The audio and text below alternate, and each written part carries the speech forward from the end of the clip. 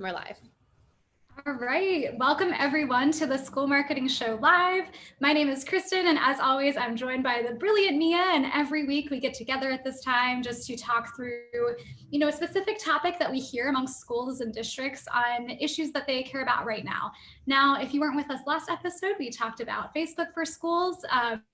Really interesting to talk about just how you can connect with your community through Facebook. And if you haven't seen it already, you can head over there. But hang on with us right now because we actually have a very special episode today. We are joined today by Rob from InspirED School Marketers. They recently just released their 2020 private school MarCom report. And there's just so many tidbits that I think are fantastic that we would love to talk through today. So hang out with us for the next 20 or so minutes, and I will just hand it over to Rob to give a quick introduction of who he is and InspirED School Marketers, just so we can really kick things off. Hello, Rob Norman. I'm the best boy here at InspirED School Marketers. And InspirED is an online community and resource for anyone involved in any kind of marketing or communications at a private school. That can be, we have members who, community members who are directors of MarCom, admission, development, heads of school, people in athletics, the bookstore, everyone. InspirED is all about trying to make your job easier. That's why we were started, to try to serve as a resource for people in MarCom. My background, we did marketing and communications for private schools for about 30 years. So that's how we got into this. And we started it about 5 or 6 years ago. We've got a growing community, probably upwards of 5,000 people that are part of the community in one way, shape, or form. Part of our Facebook group, which is a very active conversation. I have a daily e-newsletter that I send out with one idea called the Daily Jolt. You can sign up for that on our website, inspiredsm.com. And we're all about trying to share information, which is what we're here about today. Awesome. Thanks so much for introducing yourself. And, Mia's with us today as well. If you haven't been with us before, I don't know, Mia, if you would want to say some words and then we can dive into the report. Yeah, so I'm just really excited to be talking to Rob today about this report. Kristen, like you, we read through it, and it's like you kind of look through it, all of the data, and you're like, oh, that's really interesting.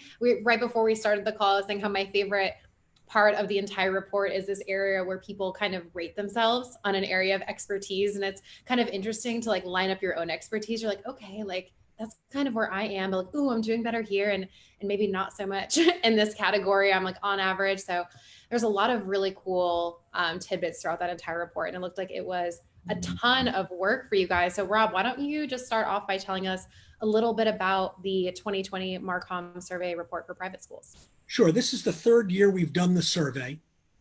The whole idea when we started was to try to help schools benchmark a whole range of facets of their job, who they report to, how long they've been in the job, where they came from, what they get paid, how their office is structured, how other offices at the school are structured. We talk about brand and taglines. We talk about style guides. We look at enrollment marketing and development marketing and social media, and we're trying to, again, make your job easier. This information is information that anyone who does this kind of work at a school can use to inform themselves, but they can also use it if they want to go and talk to their head of school and say, hey, look, here's what other schools are doing, or here are the resources that other schools have. So that's the whole idea behind the report. Again, the third year, and this year we had 209 people take the survey. There are 81 questions. I've got to say right off the top, we thank those people because it's a lot of work for them. And obviously, if people don't take the report, there's no value to it. So we really appreciate it. And I think it is truly information that schools and people who work at schools can do it, can use. And we want to thank Finalsite for being this year's sponsor for the report. Greatly, greatly appreciated. Finalsite made it possible for this report so that you can have that information. Thanks, Rob. I mean, we're happy to. I think, like Mia said, this report's so awesome. Even for us, I think just taking a look at the data is so telling. And I did just want to ask, and I know you kind of talked about the respondents a little bit, but you started collecting data really right at the beginning of the pandemic and the lockdown. So how do you think that affected the responses, if at all? I think, first of all, I would tell you that the fact that we got 209 people to take this thing, when we know how stressed they were, we opened it up in March and we closed it in July. The fact that people took the report, we really appreciate. I think there's certain areas. One of the questions that we asked was about virtual tours. And that's clearly something that would be affected by the response. I think I'd have to look it up. I think 40% of the people said they had virtual tours this year. I'm going to guess next year it's going to be 80% or 90%. I'm not sure about the other areas. It's really hard to tell. I don't think it really would have affected a lot of it, since so much of what we're talking about is longer term rather than shorter term. Yeah, and speaking of long-term versus short-term, this is the third time that you guys have done the report. So I think, being able to cross-reference that data over quite a few years is obviously extremely telling. So have there been any, trends or any significant changes that you're like, oh, wow, this is clearly an indicator of changing times? There are a couple. There are a lot of trends that you can see. And in the report, we reference, when it's notable, the responses from 17 and 18. The three areas that I have that I thought were interesting. Schools continue to hire directors of MarCom from outside of the private school world. I think that is a trend that we've seen. It has continued. And I think it's a positive thing, because that brings in different attitudes, different ideas, and it brings in talent from outside. So I thought that was a great one. The one that really probably got me the most, we asked if you still produce a printed view book. In 2017, 72% of respondents said they had a printed view book. In 18, it was 63. This year, only 51% of the respondents had a printed view book. That really surprised me, because view books for the longest time were it when it came to, I mean, websites too, but they were the big marketing piece. The last one, and this I've seen a trend, and I'm surprised it took this long, is how many schools produce a printed report of gifts on the development side. In 2017 and 18, it was exactly the same. 63% were still producing a printed report. This year, 43%. That, I'm surprised it took that long. The big surprise is, it isn't that it's down, it's that I've been hearing directors of development wanting to dump the report of gifts for years. It's a tremendous amount of work. It's a tremendous amount of pressure to get it right. And nobody cares. Nobody looks at it. So now only 43% did it. So those are the three trends that I really see, the ones that really surprised me. If you don't mind, I have one follow-up question to that, because it seems like we're clearly on a downward trend from, for print materials. But I feel, and I know, Rob, you guys have so much experience in the marketing and branding agency or industry. I feel like it's weird that we're kind of seeing print on such a decline, because I also feel like, especially with Gen Z and how everything's virtual, a lot more people want things in their hands now. So do you think that maybe if there's a 2021 report, we're going to see that number go back up? I think it's possible in certain areas. Printed magazines have not dropped as much as the other two that I mentioned, which were view books and report of gifts. In the report, I was really surprised at the number of schools, the decline in the percentage of schools that produce printed annual fund appeals. So I've been, everybody's been saying print's dead for 20 years. And until the last couple of years, we haven't really seen big declines in the report, in the survey. It'll be interesting to see how this trend continues. That's a good question, Mia.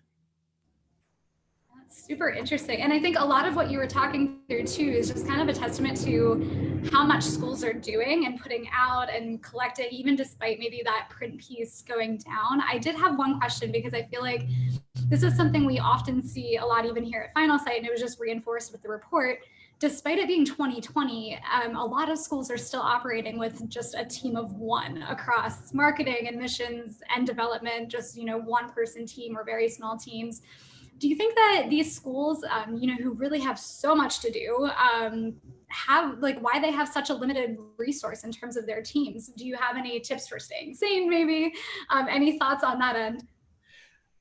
First thing I would say is, while it seems like a lot of them have only one person in the department, clearly as you add numbers to the department, MarCom is the lowest by far. They have, if you look, 34% of the respondents had one person in MarCom, 40% had one in development, 29% had one in admissions. But as it goes up, MarCom doesn't add a lot. And when you get to having four or more, only 8%, 5 or more in the department, only 8% of respondents had 5 or more people in the MarCom department. 29% had 5 or more in development, and 24% had 5 or more in admissions. So that's 3 times the number of MarCom. So I think MarCom still lags. I think schools still, what do I say? They don't bring the resources to MarCom that they do to admissions and development, which is really crazy because MarCom supports admissions, development, and every other department at the school. This is kind of one of the things that we hope people will look at and say, show it to their head of school and say, look, other schools aren't bringing the resources for MarCom. We need those resources. It's always seemed to have been that trend. I forget exactly what the exact percentage is. I think 33% of the schools who responded didn't even have a MarCom department. So what's that tell you about where people are bringing resources? So I'm hoping that as you bring in people from the outside with more capabilities and schools begin to see those capabilities play out, that they will then bring more resources for MarCom. Because as we talked, the reason MarCom people are so busy is it used to be print, and then it was print and website, and then print and website and social media, and now there are 19 social media channels, and they're adding them all the time. And how do you do all that? Yeah, I'm in a couple different Facebook groups, one of them being Inspired School Marketers and one of them, being School Marketing Community. And I'm in another one called Communication Professionals or something like that. And someone posted this morning in a couple of them, I just inherited 30 Twitter accounts. A bunch of them don't have passwords, this, that, and the other thing. I'm a one-person shop. How do I manage all this? And I just wanted to comment and be like, turn off all the accounts. You do not need them. Yeah. No stress. Just delete. Right. One of the interesting things, if you look at the accounts that they have in the survey report, we ask everybody, okay, what do you have? Twitter and Facebook, and across the thing, alumni and the different, basically it's all school accounts. Maybe alumni accounts for Facebook. Nobody really cares about having 19 different Twitter accounts. It's crazy. No, it's wild. We've always recommended one social media account per platform. Maybe you have a few extra on Twitter, or maybe if you have a really strong presence on Instagram and you want to split it. But anytime you're splitting your traffic anywhere, you're just splitting your traffic. Well, and you're also creating work, because having a channel without filling that channel on a regular basis is terrible. It's just a shame. Well, I hope that we see some MarCom teams getting the resources and people that they need, especially after everything they've been through this year. Oh I yeah. feel like that's what everyone should just get. Just One of the things I've said a couple of times is if the school and the leadership of the school, that is the head and the board, don't see the value of communications now, they never will. Because if you didn't have a robust communications department and you tried to go through what we just went through, you were you're done. I mean, there's no way you can get that communication consistent and accurate on a regular basis. And everybody was dying for info. So this was a real wake-up call, I'm sure, for some schools that didn't have the infrastructure for communications.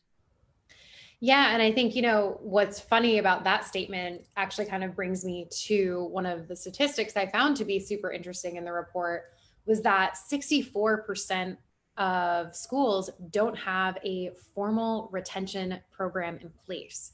So right now, many independent schools, especially in states where the public schools are not as great and they're all hybrid or remote and the parents want their child to go to school, those private schools are seeing a huge surge. They have long waiting lists. They don't even know what to do.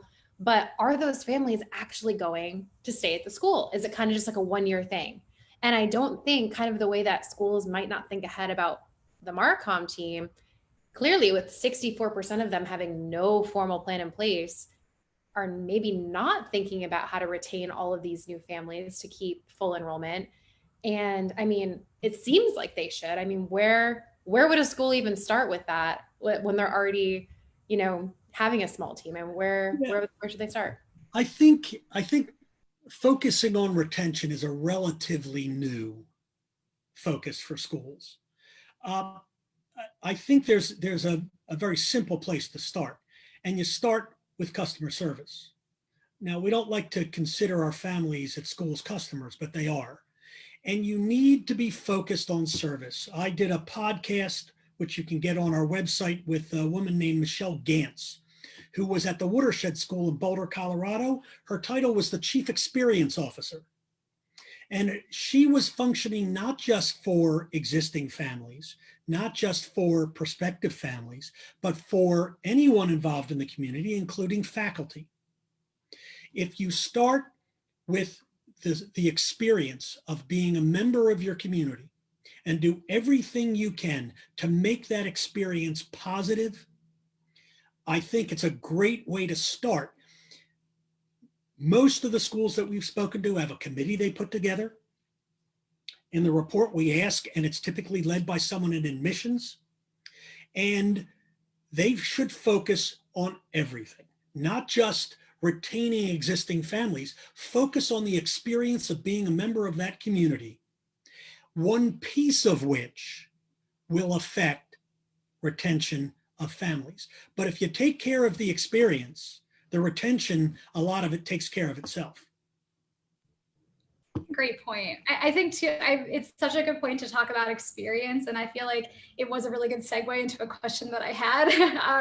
I know, just thinking about experience and on the marketing side of things, I think one statistic that kind of really blew our minds was that less than half of schools have a tagline. And I feel like that's almost a piece of, marketing 101. It's kind of one of the first things that many families see when they visit a school's website. So just curious, why do you think some schools haven't developed one yet? Do you even think they should have a tagline of any sort, just kind of like bouncing off of that? Well, that's kind of a spot for me. I wrote a blog that's on our website. You don't need a tagline, you need a brand. Personally, I think for a lot of schools, taglines are crutches. It's a crutch. Instead of having a brand where they can describe clearly and consistently what makes their school unique, the value to the families, that bigger picture of why people choose that school, they use their tagline. Now, in the report, 83 people shared their taglines with us. What I would tell you to do is go read those taglines, and I defy you to match them with a school. That's why taglines aren't so important, because to try to sum up a school in 3 or 5 or 8 words, they are more meaningful to the internal community than they are to the external community. So if you have a tagline that really grabs your internal community and speaks to them, that's great. Use it sparingly, use it in the right place. Don't think it's a brand. If you don't have one, I personally don't think you're missing anything if you have a solid brand. I'm jumping on my soapbox. No, I think Kristen and I both have our topics that if you ask us a question about it, we could go on for days. Yeah. Well, taglines is one for me. And honestly, in all our work for schools, we had written taglines, but we never set out to write a tagline. We would do research for a school and try to develop the brand. And if a tagline jumped out, we used it. One school we did work for, one of the brand messages created a tagline that the school themselves chose to use, but they'll be the first to tell you the tagline is about the internal community. The external community doesn't really get it. So, well, I think, Kristen, our first episode on the School Marketing Show is about value propositions. And we talked about how having a value proposition is so much more important than having a tagline, because it really speaks to the overall value that you're bringing your community. And it transcends, enrollment and retention and fundraising. And I feel like it's a couple notches above a tagline in terms of, its importance and its prominence on a website. And it's funny because I was quickly scrolling through the list of taglines here, and there was one that kind of hovered on that value proposition line, because in my head I was like, oh, I read in the report 37% of these schools were Finalsite schools. I bet I'll recognize some of these. And I cannot stick them to a school at all. But there was one of them, and it says Amarillo's only college prep for grades 6 through 12. There's something about that I really, really like, especially on a website, because when I think of SEO and I think of ranking organically in search and just what people are searching for, if I'm in Amarillo, Texas, and I'm searching for college prep grades 6 through 12 or college prep high school or middle school, that school is just going to dominate search organically. So it might not be the catchiest thing, but it probably has a really, I would be willing to bet that if we Googled that school would pop up. I would think that I would call that more of a descriptor than a tagline. Yeah. Yeah. But yeah, almost taglines of the past, it was more on old school advertising. You needed a tagline that was short and catchy that people remembered when they saw in print. And now we are more in a digital age. So everything you were saying, Rob, I think I agree with. And Mia, that one, I feel like that's total what we were talking about in our first episode with value propositions. It's way more valuable than the taglines of the past. So I could talk about this for a long time too. Well, I encourage you to go look at the 83 taglines we have in the report. That's what Some of them you have to laugh. It would be a fun game. You guys should have added that, a matching component. Whoever can match the most to the school without looking gets a prize. Out of 83, I don't think you're going to get many. It's also interesting to see how many use similar words, similar phrases, and it's anyone can say that they inspire young minds. I inspire young minds. I have a toddler. He's very inspired, all day. But I say that because in a world where we're all saying the same thing and there's so much noise, clearly standing out online should be top of mind. Your top priority should be your website. We always say here, it's if you're investing in SEO, PPC, paid ads, social, if you're investing anywhere outside of that central marketing communication hub, but your marketing and communication hub isn't up to par, a lot of those external efforts are not going to pay off in the long run, because you're sending them somewhere that isn't a fantastic experience. And Kristen, you actually pulled this stat out of the report that it seemed a lot of schools are kind of hovering in that about 3 to 5 year mark is how old their website is. And that's kind of at the point where they should start thinking about a redesign if they haven't already, especially in this time where everything is virtual, everyone's kind of saying the same thing and everything looks the same. So, Rob, what at what point should schools be considering a redesign? If there's, you've done this report a few years now. I don't know if you've seen any trends with that in relation to. No, that number has remained pretty steady. I think that it was 50% of the respondents, their website was 2 years old or less. And then another 43%, 3 to 5 years. So 93% have a website which is younger than 5 years old. What I think is important is for schools to continually look at their website, refresh it, update it. You don't have to do a total redesign to have fresh content.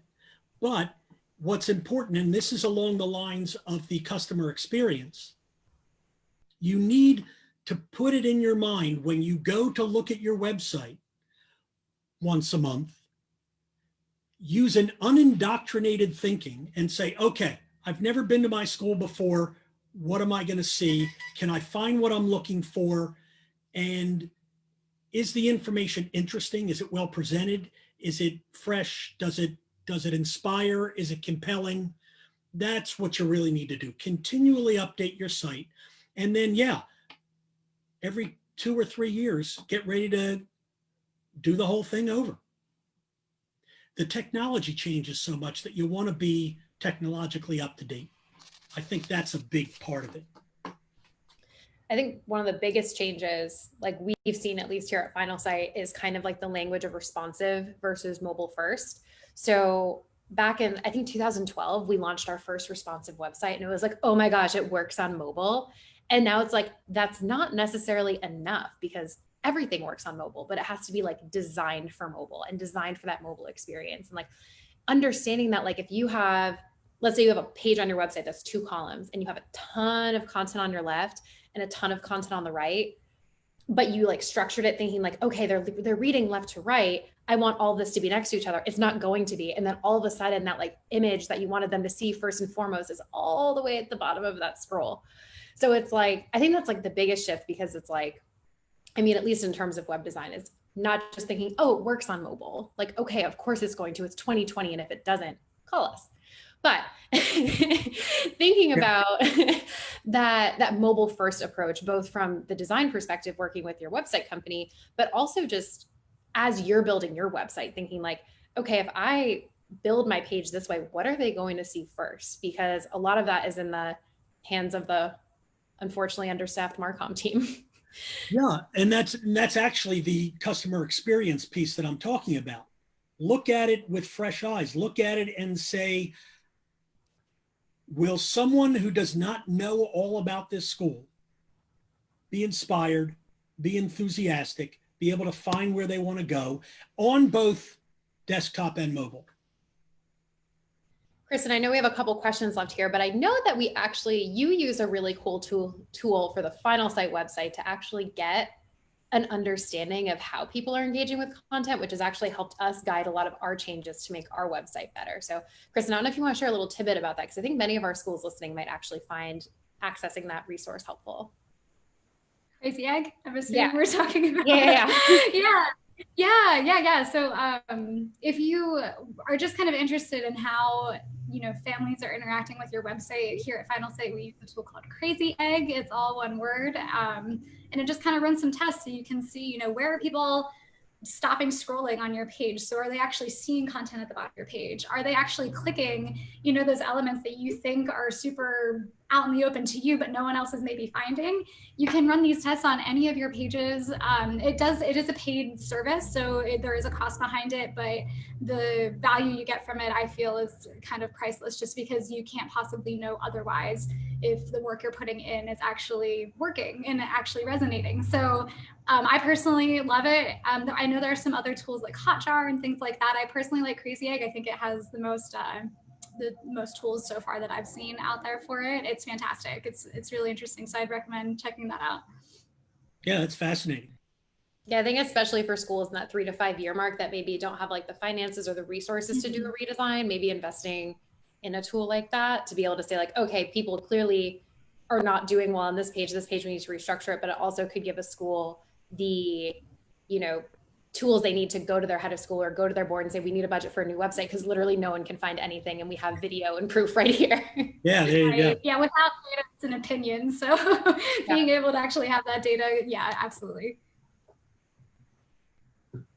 Yeah, so I guess speaking of data and reports and all of that, Rob, we've had such an amazing conversation today, so many good tidbits. Where can listeners or viewers, wherever they're coming from, access this report and download it for themselves? The report is free. That's one of the beauties of having a sponsor like Finalsite. We can provide the report to you for free. You go to InspirEDsm.com, and right on the homepage, you can go and download the report. I would love, if anyone wants to email me, I would love to hear from you after you've had an opportunity to look at it. I want to hear people's reactions and what you learned, surprises. That always helps us in interpreting the report. So you go to InspirEDsm.com, download it for free. Just that easy. And yeah, share highly it with friends. Yes, Tell your friends awesome. and colleagues at other schools they can download it too.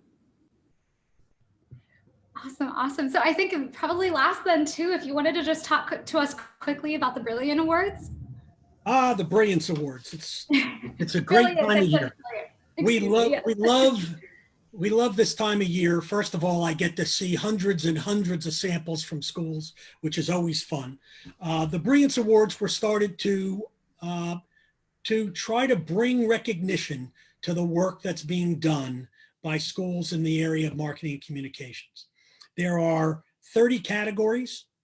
Interestingly, this year, we have 5 categories in the COVID-19 category. Different communications driven by COVID. This is our 5th year for the Brilliance Awards. And it's sponsored by Mixed Digital, which is a great group, and we really appreciate that. It's open to schools and agencies worldwide. We opened it up internationally a couple of years ago and have had winners and fabulous entries from Europe and Australia and the Far East. And anything created at any time, as long as it has never won a Brilliance Award, is eligible to be entered. So please, again, you go to InspirEDsm.com, look for the Brilliance Awards, and look through the categories. There are 30 categories. We tell schools, don't prejudge your own stuff. We've had nursery schools win awards. We've had lots of K-8s. We've had schools with very small budgets who create really compelling pieces win awards. So we really encourage you to do it. It's great for you personally as a director of MarCom or director of admissions or development. It's great for the school. It brings lots of recognition. I think there's a certain pride in winning an award that we know happens because people have told us how great they feel and how they get a little bit of swagger on campus. So we just love doing the awards. It's just a great time of year, and it makes us feel so good, the quality of the entries. It just blows you away how great the stuff is. Well, thank you so much, Rob. We always love having you on any of our shows, any of our events here at Finalsite. Speaking of events, if you have not heard, our next School Marketing Day is on October 29th. You can register at schoolmarketingday.com. We are so excited about this 15-hour global event. No, you are not required to attend all 15 hours, although you're more than welcome to.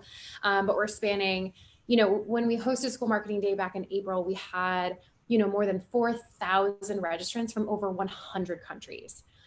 Join us for 3 separate events. So we were like, okay, let's bring everyone together for one huge epic event, because no matter how, we all have the same struggles, no matter whether you're a small private school, a large school district, an international school, we all need more time in the day, more resources. We need tips. We want to improve our strategy. So School Marketing Day is all about getting you inspired and motivated for what's next. And we're really excited. Registration is totally free. So we're really excited. Sounds like an incredible day. It's going Really? to be. Yeah. Oh, yeah. We have a lot of good speakers. We have Leslie Bruinton, who's the president-elect for NSPRA, Americus Reed, professor of marketing from Wharton College. He's great. He's worth the price of admission alone. We're very excited for his session. We have the folks from Mission Minded joining us, Emily Curtella from Cursive Content. Rob, I believe we chatted with you about also joining us on School Marketing Day again. Can't get rid of me. No, never. Bring all of your dogs next time. All five. So it's going to be a really good day. Again, registration's free and it's at schoolmarketingday.com. In the meantime, we will be back next week with episode 12 of the School Marketing Show. And we look forward to seeing you right here on our Facebook page at 1:30 Eastern then. Have a good week, everyone. Good luck and stay inspired. All right. Stop recording. Oh, I always stop recording before we end our live stream.